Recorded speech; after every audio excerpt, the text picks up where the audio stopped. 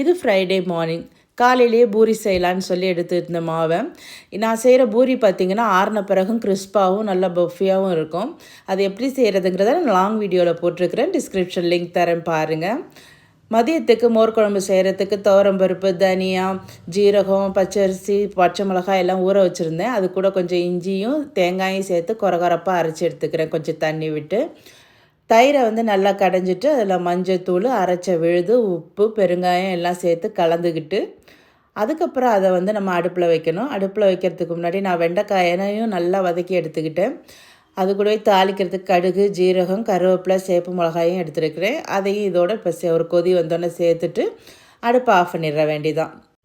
இன்றைக்கி ஆடி வெள்ளி 3வது வாரம். அழகாக புத்து மாதிரியே அவரே செஞ்சு அலங்காரம் பண்ணியிருக்கிறாரு சாமிக்கு. ரொம்ப அழகாக இருந்துச்சு.